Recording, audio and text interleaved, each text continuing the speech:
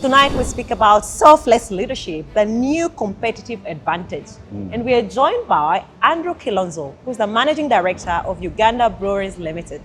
A moment in time where you prioritize people over profit. Investing in people is profitable. Success for me is that the person at the absolute end is making the same decision I would make myself. Selfless leadership, what role does it play? The hardest thing you'll do as a leader is to simplify. We need to inspire our people to deliver at the best, to be able to attract more investors and create more opportunities. Welcome back to the Imposter CEO podcast. I'm your host, Dr. Shamim K.Matovu. Tonight we speak about selfless leadership, the new competitive advantage. And we are joined by Andrew Kilonzo, who's the Managing Director of Uganda Breweries Ltd.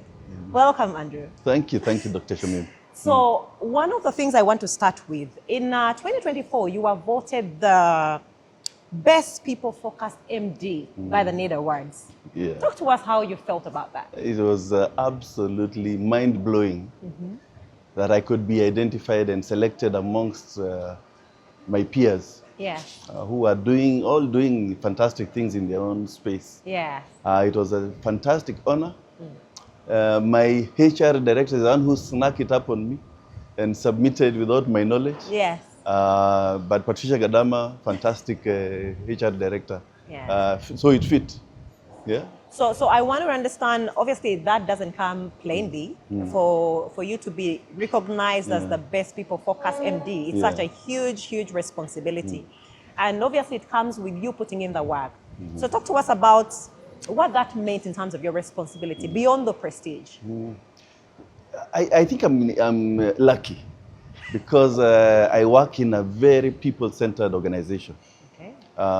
We are Uganda Breweries Ltd. We are part of EABL group, and we have a parent company called Diageo. It's a global company, leading premium drinks company in the world. Yeah. And it is, I've seen over and over the 19 years that I've worked in this company, that their commitment to people is 100%. Yes. And so a lot of the things that we have done in this business, in Uganda Breweries Ltd, is also guided, funded, supported by the parent organization, by EABL, and of course, here as a leadership, we have executed a very robust plan that is quite encompassing. Yeah. So when I think about the company in its own, it's such a fast-paced environment within which you work. Yes. We need more sales, we need more revenue. Fast moving. Obviously, when you talk about having taken responsibility to consider people first, I want to understand whether there was an opportunity, a moment in time where you prioritize people over profit. People over profit. People over profit. Investing in people is profitable. Maybe what we do is we may invest ahead and invest in our people before the actual results come in. And just as an example, we, as a leadership in Uganda Breweries, decided we needed to make sure that when we are pursuing performance, we have equipped our teams with the skills, the capability, the tools, and build a culture. And so we went out and said, how do we do that? And one of the things we did is that we needed strong leadership. Yes. We have what you call a value survey. Every year, we go back to the team and ask them, over the year, what have you seen? What are you not happy with? What is working? What is not? And one of the things that was seen as an opportunity was to improve line management. So how is my boss leading me? We said, let's not assume it is an individual challenge. Let's first build capacity and capability.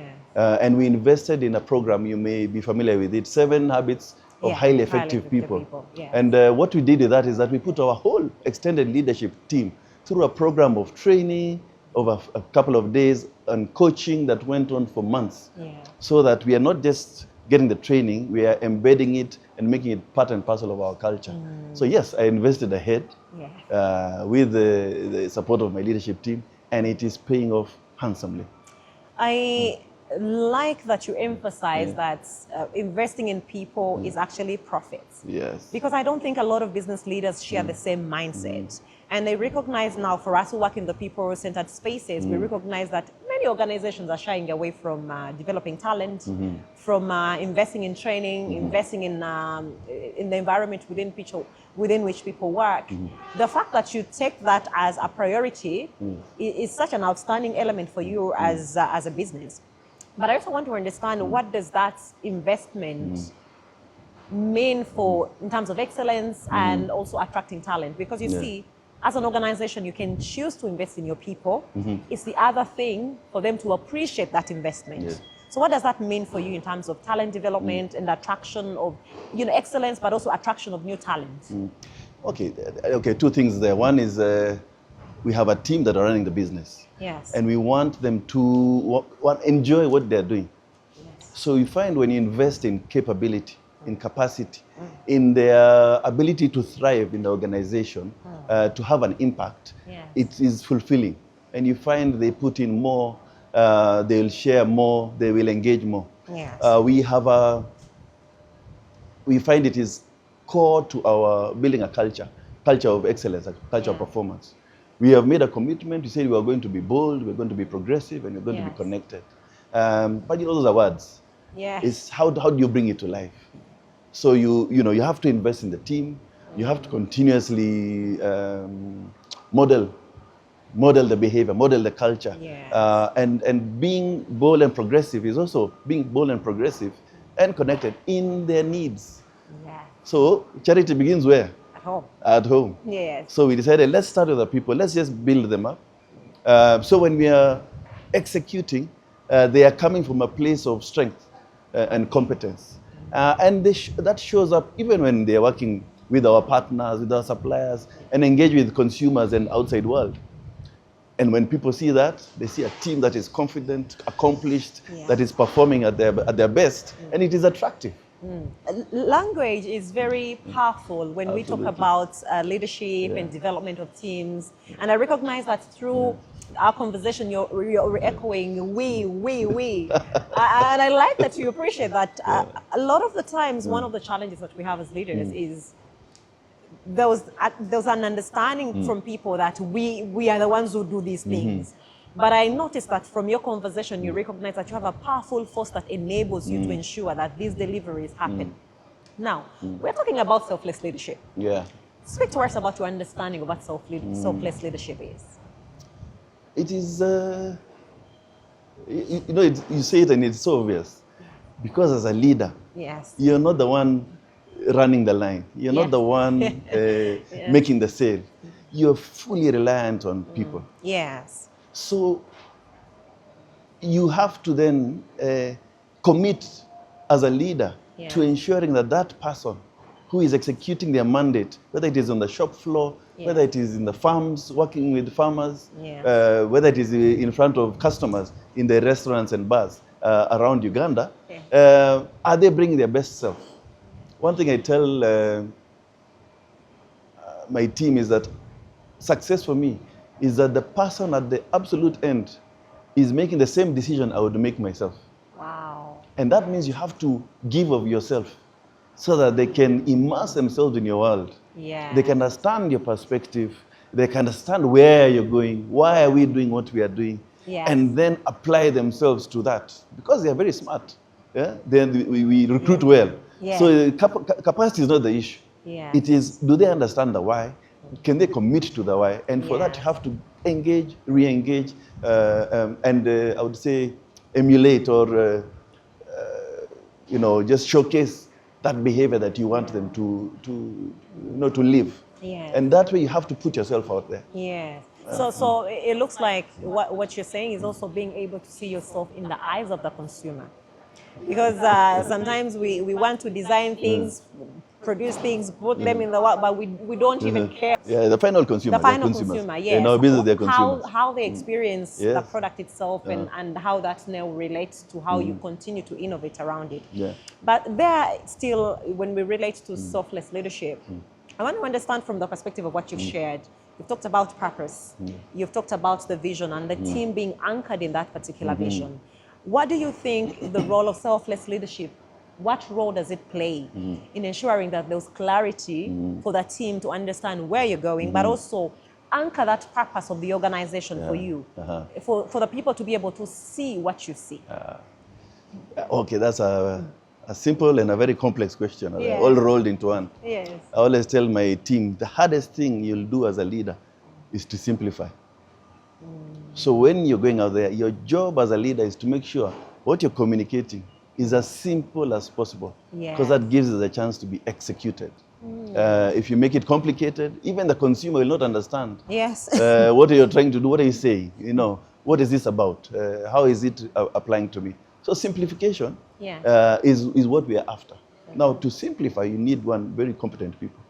You need absolute clarity, a capability to be able to take what is complex or may look complex and simplify it into bite sizes for whichever end user it is. Whether it is a consumer, they need to understand my beer is fresh, it is brewed at Port Bell, the alcohol levels, how do you behave, how do you drink water, eat food, you know, it is part of a healthy social life. Here in the brewery, Uganda Breweries, we have a purpose, and it is a thread that goes through Uganda Breweries into EABL, into our parent company, Diageo. And our purpose is to celebrate life. I love that. Celebrate life. Imagine you come to work and my job is to make people celebrate life every day, everywhere. That's what it is. So when you're engaging and coaching leaders in the business, we're always asking or trying to align their personal purposes to this one of ours of celebrating life every day, everywhere. Wow. So whether it is a farmer you're buying sorghum from, how are we celebrating life there? We have now made a farmer who potentially didn't have a cash crop. Can now, by monetizing agriculture, we are able to put money in the hands of that farmer 2, maybe even 3 times a year. And they now have money, cash, that they can use for other things, for school fees, clothes, whatever they need, which previously we have seen has not been the case. Whether it is in the corporate relations department, when they're providing, giving back to society by boreholes, for instance, you're bringing water to the village, where usually we look for areas where it is difficult, maybe distance, maybe the depth of the boreholes needs significant investment. So we invest there. When I'm giving water available, readily available, freeing their time to do other things, we're celebrating life with them. So it is always looking and saying, how are we, wherever we are? Of course, the ultimate celebrator is the consumer. Because when they are consuming our fantastic brands of spirits and beers, it is in celebration mode. Celebrating a day's hard work, milestones, birthdays, name it. That is always there. And so every step of the way, we're always celebrating with the partners that we work with. So Andrew, from these stains of celebrating life, which I like so much because I think it's important for us to live in the moment. I would like us to go to something that I take very dearly to my heart, and I know that there's a lot of work that you've done as an organization to ensure that this really happens. Speak to us about your approach to diversity and inclusion, and especially that in the kind of space like this, a lot of this work is male-dominated. Now, help us drive this point home by showing us what you are doing to ensure that diversity, equity, and inclusion is key to what you're driving as an agenda. Again, very privileged to work in an organization that is committed and is willing to invest behind that principle of inclusion and diversity. It is very simple. When you talk about inclusion and diversity, it is ensuring that the things we do reflect the face of the society we operate in. So when you look at, for instance, population, what is the split between men and women? It's just about 50-50, 51-49, depending on how you look at it. So when you look at the organization and say, how are we showing up? Are we a reflection of society? When you're looking at how you're working with suppliers, are we a reflection of society? Yes. Our partners, how are we talking to consumers? But in society, even in the men and the women, there's also people with disabilities who are, I think, contribute about 5% of the population with some form of disability or others.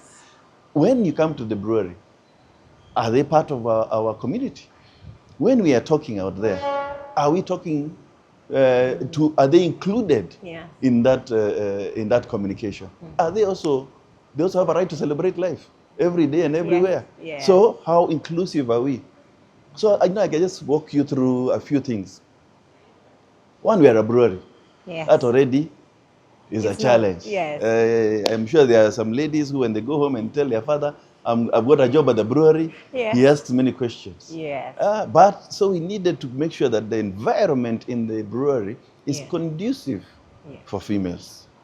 And who do you ask in order to make that work? Females. And they tell us all the time, this is working, that is not working. You need to improve this, you need to change that. You know, as simple things as, for instance, bathrooms. Because if you have had a legacy brewery which was dominantly male, then of course the facilities were skewed to male. So now we have to make sure everything is 50-50. People with disabilities, do they have access? They have actually had to teach us how to look after them. And that has been so fulfilling. Because now, you know, you go around the brewery, you'll see the ramps, you'll see the signage, so there's communication. Here we were taught one or two things. When I see you and I'm happy, we say we are clapping.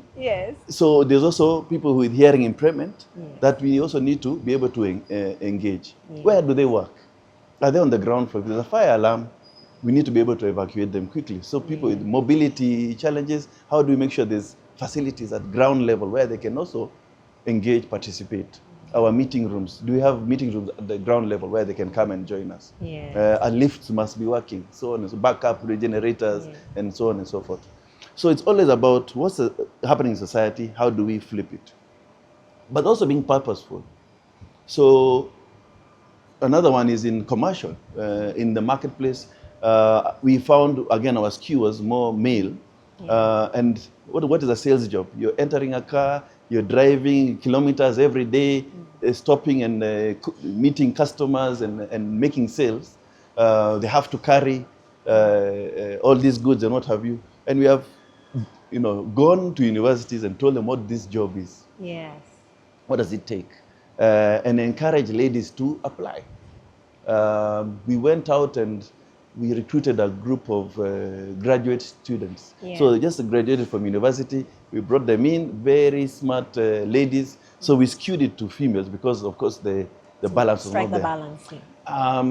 And we worked with them to see whether they can forge a career path and a future within the brewery. And it has been absolutely fantastic. One, we got a fantastic suite of very young, very smart ladies who have the ambition has, you know, you can see they're ambitious. They have been able to come in, capture the opportunities that are there, and start on a journey of career their own personal career development. And that was an eye opener for us. So we have now continued with another cohort to come in and let us see how we can work so that this is an environment, they come out of it, this is an environment that they understand. And when they're here, they can look and say, I want to go into marketing, or I want to go into supply, or I want to go into corporate relations. So there's an opportunity for them to experience and then identify where their strength is, where their career ambitions are. And we have seen retention one is good. We have seen other organizations come and also pick a few of them. And we are happy to build talent for Uganda. We are not going to be measured. But we are always confident that we have given them exposure to a highly competitive, fast-moving consumer goods business where execution is at the core, and your ability to strategize and execute is a muscle that you can use anywhere. So we are very happy with the progress so far. People with disabilities, we have worked with a few NGOs who have, really opened our eyes, because we said we don't know. Help us. And they came and walked us through how do you work with them. And we are on, I think, cohort number 2. So we're bringing 10 people on internship where they can experience for 1 year working at a brewery. And they can now write their CV saying, I have gone, I worked at Uganda Breweries Ltd for 1 year. I got experience here, there. And that has allowed them ability to secure employment. As they were going through the internship, we have hung on to a few who we have found found this is the right place for them to build their careers. So we have them in the organization, and also reaching out to colleagues in industry. I remember when we were releasing our sustainability report, the MD of I&M Bank, Robin, he listened to what it is we are doing, and he asked to be part of our people with disability program. And I'm aware that he's now onboarding in his bank a similar program. And you know, it's so fulfilling that now we can get more and more corporate bodies bringing people with disability in, upskilling them, unlocking for them career opportunities. So that's the inclusion. Just the same way, me, able-bodied or male, you have the ladies who also have the ability to unlock careers within the brewery. And then the most difficult place is the factory. The factory, you have to work on shifts. You have to, your engineering, moving parts, there's a bit of danger. Your safety protocols are very high. And it has been traditionally a male space.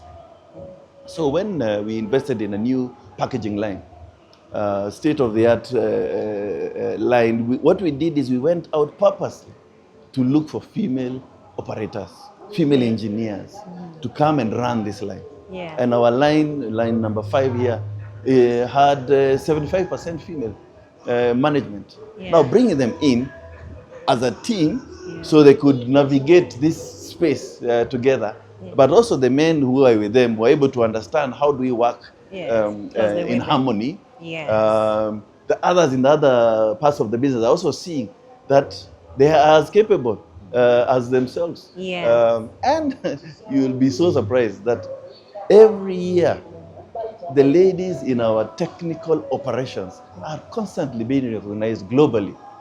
Not in Uganda, not just in East Africa, globally. Our craft brewer of the year is a lady. Out of 4 applications that came out, submissions, because they are competitive and they're submitting on their own into our system. 2 are ladies, 2 gentlemen. The 1 lady won globally. I know a couple of years back, technician of the year, a lady from our plant. We have, in fact, now we are losing them because they are being promoted into other areas, whether it's manufacturing excellence and other projects that we have in the business, because they are technically astute.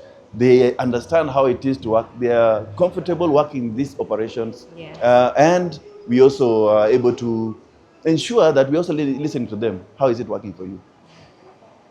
So with our ladies, they also have another big role, building the nation. They have to build the nation. We are not going to stop them. So the ones in the brewery are the same ones are the ones outside. So what have we done? First things first, from the global organization, we then committed to maternity leave of 6 months. So that means you, after delivery, you're able to nurse your baby to 6 months, which is the recommended minimum period after which you can wean. So when they're coming back to the office, their baby at home is already weaned on maybe even solids by then. So it is being conscious of that and ensuring that that happens.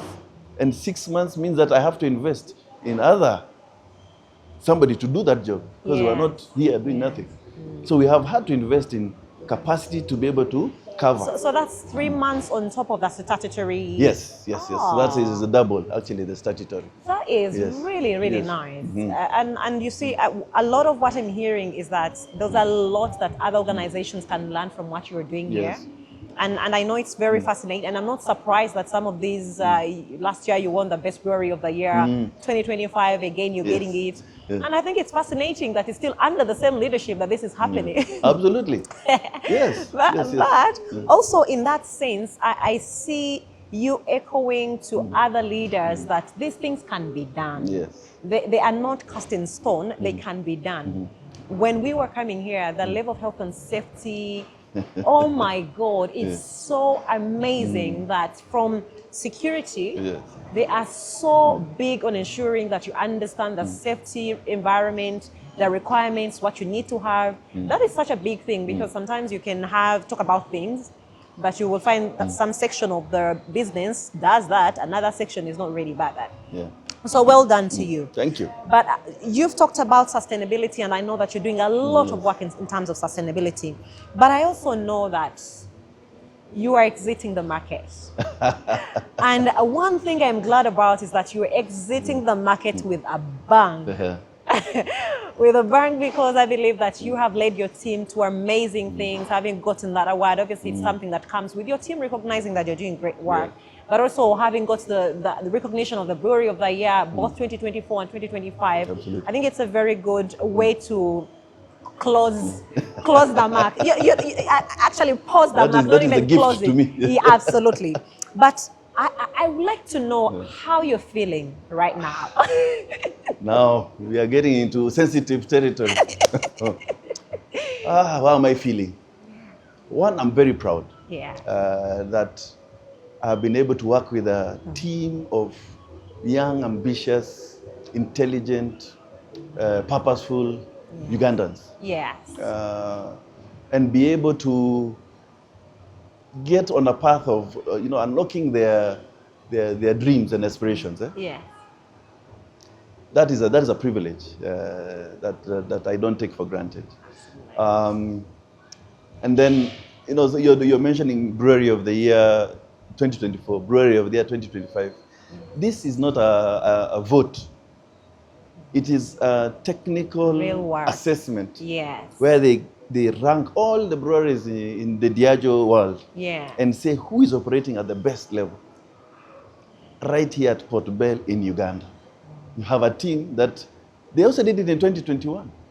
That was before I was here. So when I came, I asked them, you're the same ones. What is the challenge? It's my job to unlock barriers, to support their ambition. And they responded. 2024 Brewery of the Year, rated. And it is amazing when you go and see what they do. It is it's a very passionate, focused team that have shown their competence is not just the best in Uganda, globally. That's the metric that we are using. So being able to inspire a team to be bold, one, to say we want to be the best. To be progressive, to always look and say, how are we going to get better? How are we going to get better? Right down to what we call a tier 1 meeting, down at the shop floor, where you're looking at the shift, this shift, what are we going to do? How are we picking up? How are we going to hand over better? Get the right efficiencies and what have you. It's really amazing to see them. And in those meetings, they recognize who did a good job last shift or this shift. What is the pending actions? Who is responsible for them? And they hold each other to account. So that teamwork has been inspiring. Now, technical operators are very methodical. Engineers, they do things in a methodical way. 1 + 1 = 2. Come to the other side of commercial and marketing and sales, you have a different type of person. But what we did, we said, you guys in supply, help us bring that structure, efficiency to this other side of the business where we have a bit of personal flair. We are doing things out there, not in a regulated environment. And they have been able to come and merge into what we call cross-functional teams. And they have worked together as teams to uplift our operations. And it is absolutely fantastic to see. So for me personally, to see, one, our strategy, our vision, our culture that we have said we want to be bold, progressive, and connected, come to life and believed by the team. And they are now generating it themselves and motivating themselves. And being recognized for it is so fulfilling as a leader. So as I exit... as you pause, not exit. as I pause Uganda and start somewhere else, Yes. you know, I have given. This is about selfless leadership. Yeah. I've given myself, and it has been received wholeheartedly. Yeah. You cannot ask for more. Yeah. Andrew, thank you so much for sharing your story with us. But I also believe that there's a lot that other organizations can learn from this kind of conversation. I know for sure that we are just pausing this. You're going next door, so when I get to the airport, I'll say, hey, please, this is my funder. Yes. We'll show them what we do in Uganda. Absolutely. Thank you so much for sharing your story with us. And we wish you all the best. And we believe that you're going to continue celebrating life. Every day and everywhere. Thank you. So, Andrew, oftentimes when organizations achieve things, such as, you just highlighted to us that for you, the best MD of the year was an award that is for the team. Yes, absolutely. And obviously, Brewery of the Year, we believe that leadership really drives a lot of these achievements. But I also want us to recognize that even as the team does the work, the leadership means a lot in driving that effort as well, because you commission the strategy, you decide what you're funding. It's all about the leadership mindset. I want to know whether there was a time in your life where you've had to dim your own visibility to elevate your team. Given the different things you've achieved, the sustainability agenda, I know many organizations come here to learn about ESG and what you're doing. So speak to us about that. Well, that is a complex question. So how do I dim my visibility to ensure that my team also get to feel a part of this? Yes. I think what I've done more, and maybe it might answer your question in a roundabout way, is you participate more as a team member versus directing and issuing instructions. So we talked earlier on about simplification. Yes. So the process of simplifying what you're trying to do, just making sure they're clear on why we are doing what we are doing. Yeah. Why are we making the choices we are making? Why is the input important? Why is living the culture important? Yeah. It means you have to engage. So being committed to being part of the team and being part of the conversation. Yes. And not always having all the answers. A lot of times what we have as leaders, we have direction. Yes. We may not have the answers. Yes. So I know we should be going this way. We don't even need to have the answers details, all the time. Yeah. The details will get there. Yeah. So that for me is empowering to them. It also shows that we are together on this journey. Yes. And when they succeed, I will succeed. And when I succeed, they are succeeding. They are succeeding. Yes. Yeah. So it is. I found, this interview. I think we have been back and forth on this interview. This is not a place I'm comfortable in. Yeah. But I'm doing it for my team. Yeah. Because I want to elevate them. I want to showcase that they're at the top of their game. Yes. And putting myself out there and speaking to what it is they're doing, the transformation they're bringing to the business, to the market, to the consumers, to the country, increasing wealth, is meaningful, and they have contributed to it. Yes. I will go as far as even recruiting. Yes. You'll find I will involve myself in the final, let me say, balance. So I call it not a fitness, it is a culture check. Will the person who we are bringing into the organization thrive in this culture? Where will they fit? Because you have you have functions where you say they are strong here, they may need some help here. Yeah. Will this person add to it? Yeah. So you involve yourself at quite grassroots levels. But when you come and you see this puzzle clicks, and you see the team starting to thrive, it's absolutely fantastic. And you can let them shine. I don't have to then be there. Absolutely. As long as they're there, they are resourced, they are the right unit. And that might also mean you have to weed. Of course. You also have to weed and make sure the people who are tripping others out of the way. Out of the way. And you can let people thrive in the organization. Now, lately, many corporate entities are talking about sustainability. And I know that as an organization, you're doing a lot of work in terms of sustainability. From the conversations we've had about you in, engaging with other people within the community, in NGOs to support you, and how to support people, persons with disability within the organization. How you can ably support women as well to be able to fit in this environment and be safe in this environment. I'd like you to speak to us about some of the things that you're doing on the sustainability agenda, and especially around ESG, specifically because I know there are organizations that are coming here to benchmark on what you're doing. And we are very happy when they come. And speak to us about some of those amazing things. So we have what we call a spirit of progress. Yes. It's a commitment we have made as an organization to ensure that we are, our contribution to the communities we operate with is positive. Yes. Around ESG. So ESG, there's, if you get into the details of it, there's scope 1, 2, and 3. Yes. Scope 1 is in the factory, in our manufacturing. How are we ensuring that we are sustainable? There's scope 2, which will be our partners, the people who give us services. And scope 3 will be the outside, not the consumers. How are we impacting out there? Yes. So when it comes to internally, we came and looked at basic things. I think it's quite easy to measure when it's what you're doing. Things like carbon emissions. Yes. How are we, what is our contribution to pollution, and what are we doing about it? One of the solutions that we deployed, and I'm very proud to have done it in Uganda, one of very few markets that have done it, is that we committed to stop using fuel, hydrocarbons, which are adding carbon to the atmosphere, and instead switched to biomass.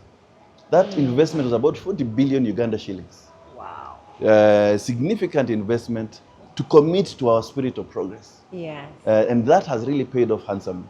So what we do basically is you take the waste from other people, whether it is from the sugar, coffee husks, pine cones, sawdust.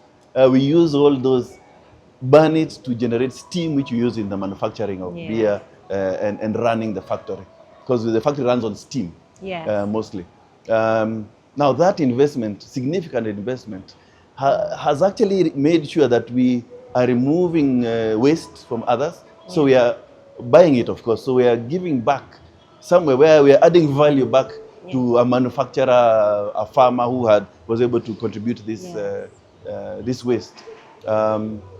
And then being able to reduce the cost of energy. One of the things that we have found is that our energy cost has actually gone down significantly by 60%, because it is cheaper to buy waste and burn it than to buy fuel from Saudi Arabia, wherever it comes from. Yes. And also we are not now using foreign exchange to buy this oil. We are using shillings here, and putting it back in the economy. So a very, those kind of policies. When you look at water, of course we are in a liquid business, but we also use water to wash the bottles, in manufacturing, in pasteurization and what have you. And we have committed that 40% of the water we take to do our operations, we are going to give back to society within which we operate. So what does that mean? We go to what we call water-stressed areas. People who maybe don't have water as readily as we do here. I can see the lake here. So we go there, we drill for them boreholes, get them accessible water. For Kampala here, we have worked on ablution blocks, especially in the markets. So the people who are working in the market, handling food and what have you, have access to running water where they can, for hygiene purposes, they can wash it, and ablution facilities as well. So again, helping the society that are now taking those vegetables, meats, fish, and consuming them. We have also put a few at landing sites which are very busy. Or downtown, the bus parks, we're also there. We have worked with organizations like Rotary. In that we have worked with the Uganda Kingdom. We are very proud of being able to partner wherever we are, because we are part of the society. Absolutely. But also we go out there where there is hardship, where water is not so readily available, and drill boreholes. Teso, Lango districts, Bukedia, I've gone up there and seen the impact when you drill a borehole. The society or the community donate the space. They set up committees to run it. Again, with inclusion and diversity, the committees are always half women, at least, if not more. So we're also making sure that we don't say here and then out there we are behaving a different way. The other one we do also, when you think about sustainability, and in there's inclusion and diversity as well, is we say, who is supplying us? These farmers, who are they? Yes. Do we have female farmers? If they are there are female groups who want to farm, we give them priority. Because we want to, again, do what? Balance, 50-50. If they want to become consolidators, if they want to participate in our ecosystem, we will give them priority. So again, empowering, creating that balance, that is not just one side, that others have opportunities. When you look, that is sort of what we have in control. When you look at our partners, they have also committed to be with us on the journey. So we have inspired them to do so. We also engage with them, because when they show commitment, we also reciprocate in long-term contracts. And we are seeing there are now female truck drivers, forklift drivers, who are now providing services to us, as well as others. I talked about scope 1, scope 2. Scope 3 is know what's happening with the consumers. Yes. We are very lucky in this part of the world that our electricity is clean. It is hydropower. So we have that advantage. Now that we have all this nice clean power, where else can we engage? And that's where now the glass that we use. When you buy your beer, it is consumed, the bar keep it, they send it back to us, we pick it, we wash it. So that sustainable it's not destroyed, packaging. It's something that you can reuse. You're not throwing and polluting the environment. We have a policy in Uganda Breweries Ltd where we have zero waste to landfill. So when any landfill that is there, we have not come from our operations and dumped anything. So everything we produce from here as potential waste finds recycling home. Whether it is spent grain, farmers are using it, or yeast, or even sludge from our effluent treatment plant, they use it on their farms. We also go back and check that they didn't pick and then it went and disappeared in the wrong place. Absolutely. You go and see how they're using it, and creating capacity. Even those papers, we wash bottles, and you get waste papers and what have you. Those are taken and made into boards. So somebody compresses it and provides boards which are then used again. So we are fully committed and investing behind our ESG commitments, whether it is in inclusion and diversity, whether it is in operations, whether it is in the way we are contracting and partnering with others outside our business. So Andrew, it's no-brainer. You've done amazing work. You have supported your team to do amazing work. And obviously, the fact that now you are exiting into another market, I don't even want to say exiting. I want to say you're pausing into another market, because we still want to feel your presence here as well. I want us to just give us one tip that a leader out there can use. One of the behaviors that you think that is crucial to ensuring that you see the work that you have done with your team, that legacy lives on even after you've gone into another space. Just one thing that can be consistently done. Okay, and I'll take it from the corporate perspective, because I'm in the corporate space. We have very few corporate opportunities in Africa, not even in East Africa, in Africa. I've had the privilege in other jobs to travel quite a bit. So when we have the opportunity here, we need to ensure that we get our best talent. Give them opportunities to come and show how well we can execute and perform in this part of the world. And that really is to attract even more investors to come and do that. What Uganda is doing is so inspiring. We have it's a social function, and I met an individual who is here for the refinery. Working to start building a refinery. That's engineering that will be required. That is output that will be coming from a refinery. Are we ready? Do we have the scientists, the technicians? And we have a lot of local content here. So there's so much opportunity. So when you have an opportunity, or a place of privilege like I do, we must make sure that it is yielding. One, you're utilizing it to build on our talent, which is world class.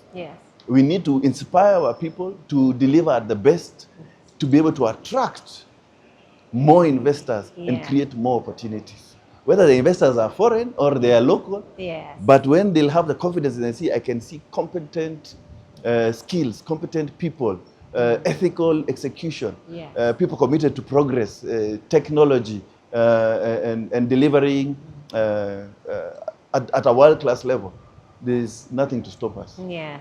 And that is really what it's about. Be a catalyst for the identification and development of African talent. Yes. Yeah. Wow, wow, wow. That's just spoke very, very closely to my heart, because I believe that Africa has a lot of talent. We just need to pay attention to it. Yeah. Andrew, thank you for sharing with us. Super. And I know that in the next season of your life, you're going to do amazing work. We have learned, and we're going to continue learning. When I come next door, I will brag that I'm here. Super. So well done. Thank you so much for sharing with us. And we wish you all the best and continue celebrating life. Thank you.